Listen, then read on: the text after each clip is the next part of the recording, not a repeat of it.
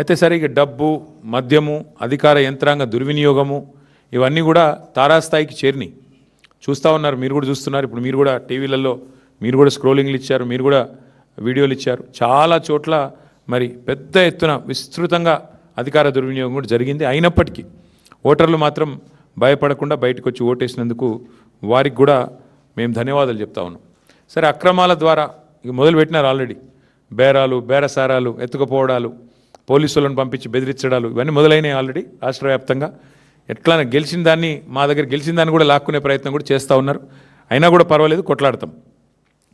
అయితే మాకు సంతోషకరమైన విషయం ఏమంటే, సింగరేణిలో జరుగుతున్న బొగ్గు కుంభకోణం ఏదైతే ముఖ్యమంత్రి గారి బావమరిది కీలక పాత్రధారిగా, ముఖ్యమంత్రి బావమరిదే కింగ్ పిన్గా సింగరేణిలో ఏదైతే 6,000 కోట్ల కుంభకోణాలు చేసినారని మేము బయట పెట్టినామో, దాని తర్వాత మాతో పాటు CPI, communist party of India కలిసి వచ్చి మాకు చెన్నూరు నియోజకవర్గంలో క్యాతన్పల్లి మున్సిపాలిటీలో మాతో పాటు కలిసి ప్రచారంలో పాల్గొనడమే కాకుండా సీతారాములు గారు ఈరోజు ఆ మున్సిపాలిటీ కూడా మేము గెలుచుకున్నాం. అంటే సింగరేణి ప్రాంతంలో, సింగరేణిలో జరుగుతున్న దోపిడీ ఏదైతే ఉన్నదో, ఈ దోపిడీలో ముఖ్యంగా కాంగ్రెస్, బీజేపీ కలిసి పనిచేస్తూ ఉన్నాయి కాబట్టి వారిని నిరోధించడానికి సిపిఐ కలిసి వస్తే వారిని కూడా కలుపుకున్నాం. ఇక్కడికి వచ్చే ముందు మిత్రులు కొత్తగూడెం శాసనసభ్యులు రాష్ట్ర సిపిఐ సెక్రటరీ సాంబశివరావు గారితో కూడా నేను మాట్లాడాను. కొత్తగూడెంలో కూడా ఈరోజు హంగ్ వచ్చింది. అక్కడ కూడా సిపిఐకి 25 ఏదో వచ్చినట్టున్నాయి, మాకు 9, 10 వచ్చినట్టున్నాయి. కాబట్టి నేను వారికైతే ఓపెన్ ఆఫర్ ఇచ్చినాను. సింగరేణిలో జరుగుతున్న కుంభకోణాలు, సింగరేణిలో జరుగుతున్న దుర్మార్గాలు, అరాచకాలకు అడ్డుకట్ట వేయాలి అంటే డెఫినెట్గా మేము మీతో కలిసి వస్తాము. కాంగ్రెస్, బీజేపీని అడ్డుకోవాల్సిన అవసరం ఉంది. ఎందుకంటే ఈ రెండు చోట్ల కూడా అక్కడ 51% వాటా సింగరేణిలో రాష్ట్ర ప్రభుత్వానికి ఉంది, కాంగ్రెస్ ప్రభుత్వం ఇక్కడ ఉన్నది. 49% వాటా కేంద్ర ప్రభుత్వానికి ఉంది, బీజేపీకి అందులో భాగస్వామ్యం ఉంది. ఇన్ని అక్రమాలు జరుగుతున్నాయని చెప్పి మేము గొంతెత్తి ధర్నాలు చేసి, క్షేత్రంలో ఘోషించి, ప్రెస్ మీట్లు పెట్టి, గవర్నర్ని కలిసి ఇంత హంగామా చేస్తే మరి ఇంతవరకు అటు కాంగ్రెస్ చప్పుడు చేయదు, ఇటు బీజేపీ చప్పుడు చేయదు. అందుకే మిత్రులు సిపిఐ రాష్ట్ర సెక్రటరీ మరి సాంబశివరావు గారికి నేను ఫోన్ చేసి చెప్పాను, మీరు కనుక తీసుకోవాలనుకుంటే కొత్తగూడెం కార్పొరేషన్ మీరు తీసుకోండి, మేము మద్దతు ఇస్తాం ఓపెన్గా అని చెప్పి కూడా వారికి చెప్పడం జరిగింది. ప్యూర్లీ ఒకటే ఉద్దేశం, సింగరేణిలో జరుగుతున్న దోపిడీని, సింగరేణి కేంద్రంగా ఉన్న కొత్తగూడెంలో తప్పకుండా అక్కడ మరి కాంగ్రెస్, బీజేపీని ఎండగట్టాలన్న ఉద్దేశంతోనే ఈ ఆఫర్ కూడా మేము ఇచ్చాము. అట్లా కలిసి వచ్చే లౌకిక పార్టీలు ఉంటాయి, చాలా రకరకాల కాంబినేషన్స్ ఉంటాయి. ఇవన్నీ కూడా చూసిన తర్వాత మేమైతే డెఫినెట్గా గట్టిగా పోరాడినాము.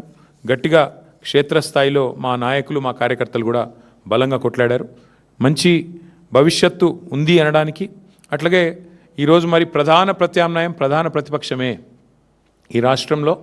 కాంగ్రెస్తో పోరాడగలిగిన శక్తి, కాంగ్రెస్ను గద్దెదించే శక్తి, బీజేపీని నిరోధించే శక్తి ఖచ్చితంగా బీఆర్ఎస్కు మాత్రమే ఉంది అని మొన్న పల్లెల్లో జరిగిన ఎన్నికలు, ఇవాళ పట్టణంలో జరిగిన ఎన్నికలు తేల్చి చెప్పాయి.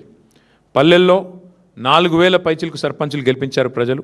మరి అట్లాగే పట్టణంలో కూడా ఇది చూస్తే దాదాపు 730-740 వార్డులు గెలిచి అక్కడ ఇక్కడ రెండు చోట్ల కూడా ప్రధాన ప్రతిపక్షం కేవలం బీఆర్ఎస్ మాత్రమే, పోరాడే సత్తా ఉన్న పార్టీ బీఆర్ఎస్ మాత్రమే. రెండు పార్టీలు, ఒకటి ఢిల్లీలో అధికారంలో ఉంది, ఇంకోటి రెండోది రాష్ట్రంలో అధికారంలో ఉంది. కానీ ఈ రెండు పార్టీలు ఉన్నప్పటికీ, ఎన్ని రకాల కుయుక్తులు పనిన్నప్పటికీ బీఆర్ఎస్ఏ, కేసీఆర్ గారి నాయకత్వమే ఈ రాష్ట్రానికి శ్రీరామ రక్ష అని చెప్పి మళ్ళీ ఒకసారి అటు పల్లెల్లో ఇటు పట్టణంలో ప్రజలు తేల్చినట్టయింది. మరి ఇదే ఉత్సాహంతో రేపు హైదరాబాద్ కార్పొరేషన్ కానీ, మిగతా కార్పొరేషన్ వరంగల్, ఖమ్మం కానీ, అట్లాగే జిల్లా పరిషత్ ఎన్నికలు పెడితే వాటిలో కానీ ఇదే ఉత్సాహంతో ముందుకు పోతాం. డెఫినెట్గా ఎక్కడెక్కడైతే ఈ దుర్మార్గాలు, అరాచకాలు జరిగినాయో వీటిని వదిలిపెట్టం.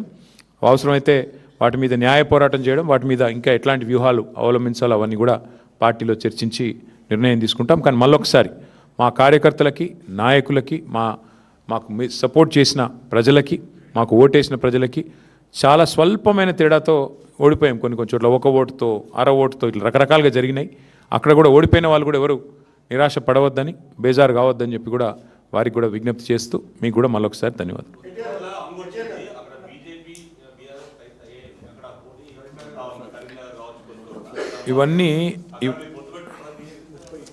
ఇవన్నీ బ్రదర్, ఇవన్నీ ఒక దగ్గర లేట్ల పరిస్థితి దాదాపు 30 చోట్ల ఉంది. కావాలంటే లిస్ట్ చదవమంటే చదువుతా, నాగర్ ఉంది ఎక్కడెక్కడ హంగు ఉన్నది అనే దానికి. ఇగో చదువుతా నేను. జనగామ, మహబాదు, కే సముద్రము, వర్ధన్నపేట, గద్వాల, అల్లంపూరు, దేవరకద్ర, ఇగో మొత్తం 30 లిస్ట్ ఉంది. దీన్ని బట్టి ఏమర్థమవుతుంది నీకు? మేము ఆల్రెడీ స్పష్టంగా గెలిచింది దాదాపు ఒక 15 16 ఉన్నాయి.